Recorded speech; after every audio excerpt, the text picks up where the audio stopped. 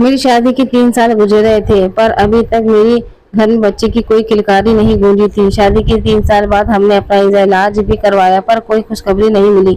अपनी ये हालत देखकर मैं कभी कभी मेरे दिल में यह ख्याल आता कि कहीं मैं बांस तो नहीं।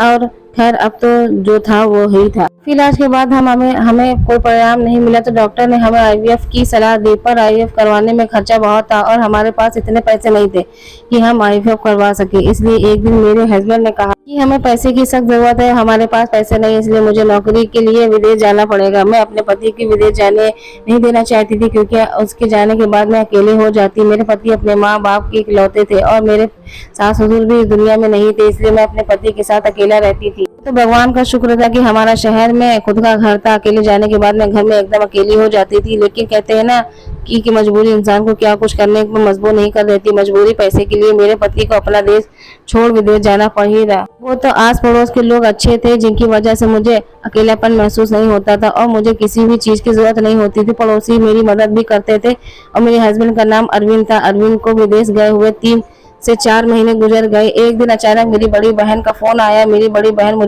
मुझसे उम्र में काफी बड़ी थी। उसके बच्चे लगभग मेरी उम्र के थे। उन्होंने मुझसे कहा कि उनका बेटा वरुण पढ़ाई के लिए शहर जा रहा है। लोगों ने हॉस्टल में रहने की सलाह दी, पर मैं चाहती हूँ कि अगर मैं तुम्हारे और तुम्हारे पति को कोई एतराज ना हो तो मेरा बेटा वरुण तो तुम्हारे पास रख लो, क्योंकि हॉस्टल का खर्चा भी बहुत ज्यादा है। हॉस्टल में रहने से बच्चे बिगड़ जाते, तुम्हारे पास रहेगा तो सुरक्षित रहेगा। और तुम तो उसकी मौसी तो माँ समान होती है, वह तुम्हारे साथ रहेगा तो मुझे उसकी फिक्र नहीं होगी। वरुण के आने की खबर सुनकर मैं बहुत खुश हुई। अब मुझे अपने पति की इजाजत की जरूरत थी।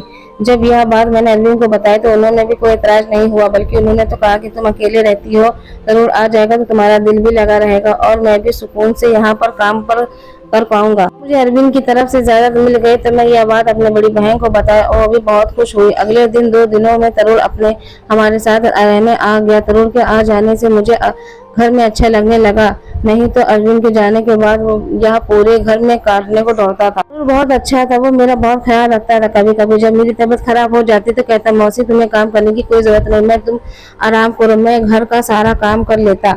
उस दिन तो तरुण हर रात मुझे चॉकलेट दूध बनाकर देता। मैं दूध पीती और सो जाती। जब सुबह सोकर उठती तो मुझे बहुत सुकून मिलता। तरुण की तकलीफ करते हुए मैं हंसकर कहती, तरुण तुम बहुत अच्छा दूध बनाते हो, मुझे बहुत अच्छी नींद आती है, मैं सुबह को फ्रेश लगता है। इस बात पर हंसते हुए तरुण कहता, मौसी यह मेरे हाथों का कमाल है, मैं आपके लिए इतने प्यार से दूध बनाता हूँ कि आपकी सारी थकान दूर हो जाती है। उसकी यह बात मैं हंसते हुए कहती, अच्छी बात है, तुम्हारी शादी जिस लड़की से होगी वो बहुत खुश नसीब होगी, क्योंकि तुम उसका बहुत ख्याल रखोगे। यह कहकर हम दोनों हंसने लगे। और मेरी ढेर सारी बातें करने तरुण अपने कॉलेज की बातें करता और मैं उसकी बातों पर खूब उठकर हंसती तो मुझे कहता, मौसी तुम मेरी मौसी से ज्यादा मेरी दोस्त हो। एक दिन अचानक मेरे पेट में दर्द होने लगा। तरुण घर पर नहीं था, इसलिए मुझे अकेले डॉक्टर के पास जाना पड़ा।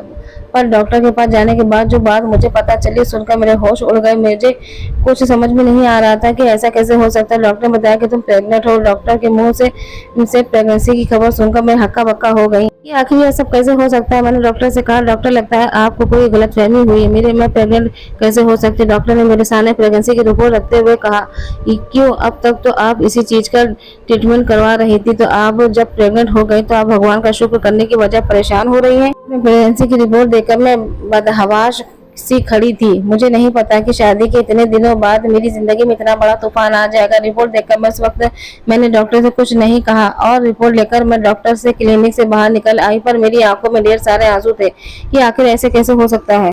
मैंने और तरुण के अलावा घर में तीसरा कोई नहीं था। फिर मैं प्रेग्नेंट कैसे हो गई, ऐसा सुनकर ना चाहते हुए भी मेरा दिमाग तरुण की तरफ जा रहा था। मैं फिर भी मेरा दिल यह मानने को तैयार ही नहीं था कि तरुण मेरे साथ ऐसा कैसे कुछ कर सकता है।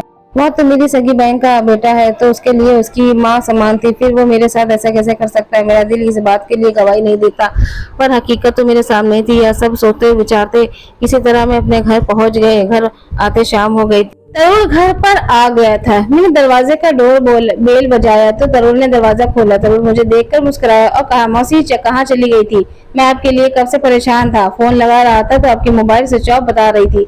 मैं घर के अंदर आए तो वो मेरे पीछे पीछे आता हुआ सारी बातें कह रहा था।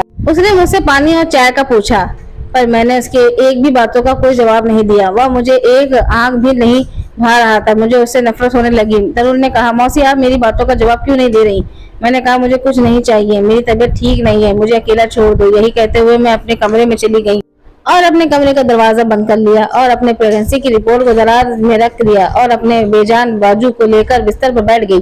मेरी सोचने समझने की क्षमता खत्म हो गई थी, क्योंकि तरुण मेरा सगा भांजा था, मेरी सगी बहन का बेटा था। मैं इसके बारे में ऐसा कैसे भी सोच नहीं सकती थी। मैं अपने भाई बहनों से सबसे छोटी थी और तरुण की माँ सबसे बड़ी बहन थी।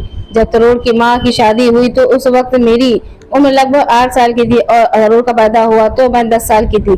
मुझे अपनी बहन की परवरिश पर बिल्कुल शक नहीं था। वो अपने बेटे तरुण को ऐसी परवरिश दे नहीं सकती थी, लेकिन वो रिपोर्ट मेरे हाथ में थी। उसके सारा शक तरुण पर ही जाता, क्योंकि मेरे और तरुण के अलावा घर में कोई तीसरा था ही नहीं। और अपना सर अपने हाथों से लेकर बैठ गई।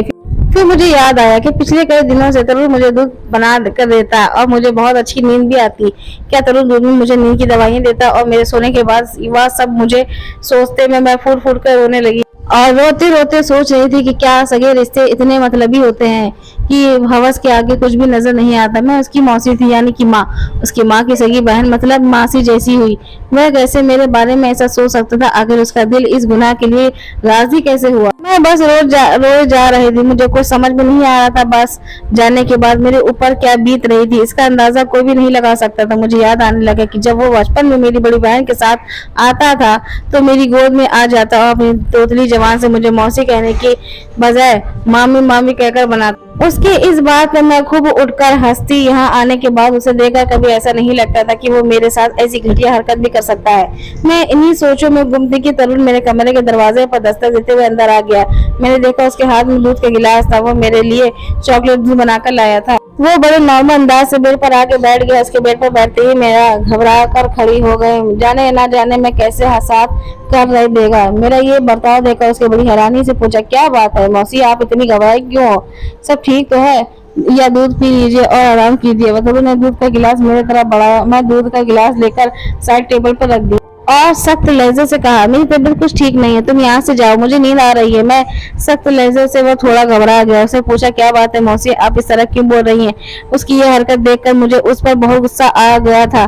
मैं सोच रही थी कितना बड़ा गुनाह करके और मेरे फायदे कैसे कैसे दामे में कर रहा है। उसकी हरकत देखकर मैंने सोचा कि उसके मुंह के प्रेगनेंसी की रिपोर्ट फेंककर उसका थप्पड़ मार मैं ऐसा नहीं कर सकती थी, क्योंकि मैं उसके रंगे हाथों पकड़ना चाहती थी। मैंने अपने गुस्से को संभालते हुए कहा, तुम जाओ, मैं सोना चाहती हूँ। इतना मैंने कहने पर वह बेड से उठकर बाहर जाने लगा। जाते हुए उसने कहा, ठीक है मैं जा रहा हूँ, लेकिन दूध जरूर पी लीजिएगा, इससे आपको अच्छी नींद आएगी और आपकी तबीयत भी ठीक हो जाएगी। फिर दूध पीने की जिक्र करके वो कमरे से बाहर निकल गया। मैं यही तो जानना चाहती थी कि ये दूध पिलाकर मेरे साथ क्या आखिर कौन सा खिलौना खेल खेल रहा है। उसके जाते ही मैंने उस दूध के गिलास को लिया और खिड़की से बाहर फेंक दिया और कमरे की लाइट बंद करके सो गई। मैं नींद में नहीं सोई थी। मुझे उस वक्त का इंतजार था कि तरुण मेरे कमरे में आखिर कब आता है, और 1 घंटा गुजर गया, तरुण मेरे कमरे में नहीं आया। मुझे अब नींद भी सताने लगी थी। मुझे लगा कि शायद तरुण को शक हो गया कि मैं सोई नहीं हूँ। मेरे साथ इतना अच्छा हो जाने के बाद अब मैं समझ गई थी अब मैं दोबारा ऐसी कोई भी गलती नहीं करना चाहती जिससे मेरे साथ कुछ भी गलत हो। अब मैंने सोच लिया था कि सुबह मैं उठकर तरुण से ये कह दूंगी कि तुम अपने रहने का ठिकाना नहीं कहीं और ढूंढ लो। यह सब सोचने के बाद मैंने कमरे का दरवाजा अंदर से बंद किया और गहरी नींद में सो गई। पर सुबह जब मेरी आंख खुली तो मेरे कमरे का दरवाजा बहुत तेज धड़धड़ा जा रहा था। मैं घबराकर उठी और अपने कमरे का दरवाजा खोला तो सामने तरुण को देखा। उसका चेहरा गुस्से से लाल था। उसने गुस्से से कहा, आपने दरवाजा क्यों लॉक किया था? उसको रोज जमा कर मुझसे यूं पूछना मुझे तबाह करके रख दिया। वो होता कौन है मुझे इस लहजे से बात करने वाला? उसे तकलीफ इस बात की थी कि उसका रास्ता मैंने बंद कर दिया था, तो गुनाह कर वो मेरे साथ करने वाला था। शायद उसकी मतलब ना पूरी होने पर वह उखड़कर गुस्से बात कर रहा है। मैंने कहा, तुम होते कौन हो मुझसे पूछने वाले? बुलंद और सख्त लहजे से पर वह कुछ हैरान हुआ और फिर नरम लहजे से बोला, मौसी रात में आपकी तबीयत खराब थी, इसलिए मुझे आपकी फिक्र थी। मैं कब से दरवाजा खुलवाने की कोशिश कर रहा था, पर जब आपने दरवाजा नहीं खोला तो मैं परेशान होकर दरवाजा पीटने लगा कि कहीं आपकी तबीयत कुछ ज्यादा ना खराब हो गई हो। मुझे उसकी झूठी फिक्र मंदी और दिखावे की परेशान देखकर उस पर गुस्सा आने लगा। मैंने गुस्से से कहा, तुम्हें मेरी फिक्र करने की कोई जरूरत नहीं है। कहीं यही कहते हुए मैं अपने कमरे में निकली और अपनी एक सहेली के घर चली गई। मेरे पड़ोसी में मेरी एक हम उम्र मेरी सहेली रहती थी। मैं उससे अपने मन की सारी बातें शेयर करती, पर यह बात मैंने उसे कैसे बता सकती थी। पर मेरी मजबूरी थी, मुझे किसी न किसी को तो अपने अबॉर्शन के लिए साथ ले जाना था, क्योंकि मेरे पति अरविंद पहले महीने आने वाले थे और अगर मेरी प्रेगनेंसी ज्यादा दिन की हो जाती तो मेरा अबॉर्शन भी नहीं हो सकता। इसलिए मुझे जल्द से जल्द अबॉर्शन करवाना था।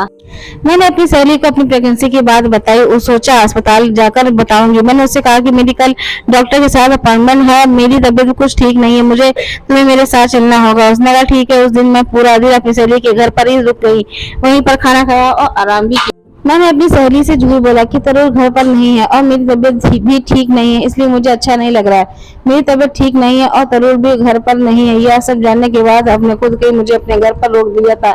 अगले दिन हम दोनों डॉक्टर के पास जाने वाले थे, पर जब मैं उधर से अपने घर आई तो मेरे साथ कुछ ऐसा हुआ जिसे देखकर मेरी तो जान ही निकल गई। मैंने देखा घर पर मेरे पति अरविंद आए हुए थे। वो मुझे देखते ही अपने गले से लगा लिया और कहने लगे, अब बताओ कैसा लगा मेरा सरप्राइज। मैं कब से तुम्हारा इंतजार कर रहा था, तुम्हारा फोन भी नहीं लग रहा था, कहाँ पर थी तुम अपने मिनट। मैं फूट फूट कर रोने लगी और सोचने लगी कि अब क्या होगा, मेरा अबॉर्शन कैसे होगा। अरविंद ने मुझे कहा, तुम रो क्यों रही हो, अब मैं आ गया हूँ ना। मैं आने वाला था अगले महीने पर मैं अभी आ गया, क्योंकि अचानक मेरी छुट्टी लग गई थी। मैंने तुम्हारे लिए बताया क्योंकि मैं तुम्हें सरप्राइज देना चाहता था। उस वक्त मैंने अंदर छुपे हुए दर्द को किसी तरह संभाला और ना चाहते हुए भी अरविंद के साथ मुस्कुराई। मैंने किसी तरह रात का खाना बनाया। खाना खाने के बाद तरुण अपने कमरे में सोने चला गया और मैं और अरविंद अपने कमरे में। अरविंद बहुत थके हुए थे, थोड़ी बहुत मुझसे बात किए और फिर सो गए। पर मुझे पूरी रात नींद नहीं आई। मैं सोच विचार में थी कि कल मैं अबॉर्शन के लिए कैसे जाऊंगी, कल क्या अब क्या तो मैं किसी भी दिन अबॉर्शन कैसे कराऊंगी, क्योंकि अब तो अरविंद आ गया, उन्हें मेरी सच्चाई पता चल गई तो मेरा घर बर्बाद हो जाएगा। यही सब सोचते विचारते कब सुबह होगी पता नहीं चला। मैंने देखा अरविंद सोए हुए थे। मैं कमरे से बाहर सोफे पर जाकर बैठ गए। मैंने देखा तो मैं अपने लिए चाय बना रहा था। वो किचन का आया और मुस्कुराकर बोला, कैसा लगा आपको अरविंद मौसा का सरप्राइज। मैंने उनसे गुस्से और नफरत से देखते हुए कहा, किस कदर ठीक और ड्रामेबाज इंसान हो तुम, ऐसी मासूमियत से भरी अदाकारी कैसे कर लेते हो। शर्म नहीं आती तुम्हें, एक तरफ मौसी कहते हो फिर दूसरी तरफ। मैं ये सब सहते सहते थक चुकी हूँ, इसलिए बिना सोचे समझे मेरे जो मन में आया मैंने कह दिया।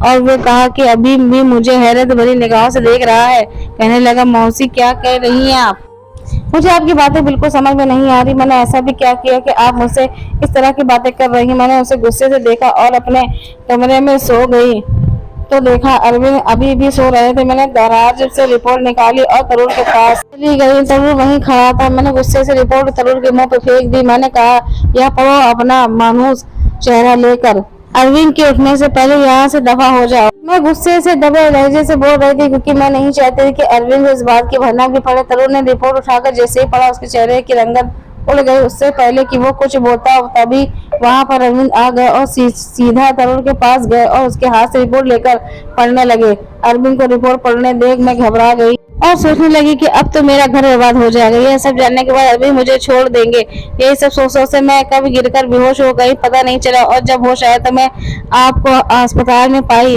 मैं बेड पर लेटी हुई थी और अरविंद बड़े गौर से मुझे देख रहे थे। तरुण भी वहीं पर खड़ा था। अरविंद को देखते ही मैं रोते हुए कहने लगी, अरविंद मुझे मेरा कोई कसूर नहीं है। तरुणी दूध में मुझे नींद की गोलियां देता था। भगवान के लिए मुझे छोड़िएगा मत, मैं आपसे बहुत प्यार करती हूँ, आपके बिना नहीं रह सकती। मेरी बात सुनकर अरविंद मेरे पास आया और मुझसे गले से लगा लिया और कहा, तुम इतनी परेशान क्यों रहती हो, तो मैं तुम्हें कभी नहीं छोड़ूंगा। मैंने तुम्हारे सारे टेस्ट की नए सिरे से करवाया, तुम प्रेग्नेंट नहीं हो। शायद किसी और की रिपोर्ट तुम्हारी रिपोर्ट के साथ बदल गई है। ना तुम गुनहगार हो और ना ही तरुण ने तुम्हारे साथ कुछ गलत किया है। तरुण तुम्हारे साथ ऐसा नहीं कर सकता। तरुण की नजर जब मुझ पर पड़ी तो मैंने देखा वो रो रहा था। मुझे देखते ही वो मेरे पास आया और मुझसे कहने लगा, मौसी आपने ऐसा सोचा भी कैसे लिया, मैं आपके साथ ऐसा कैसे कर सकता। मैंने अपनी माँ और आप में कभी कोई फर्क नहीं आया। मैंने आज तक किसी लड़की को नजर उठाकर नहीं देखा, तो आप तो मेरी मौसी के समान है।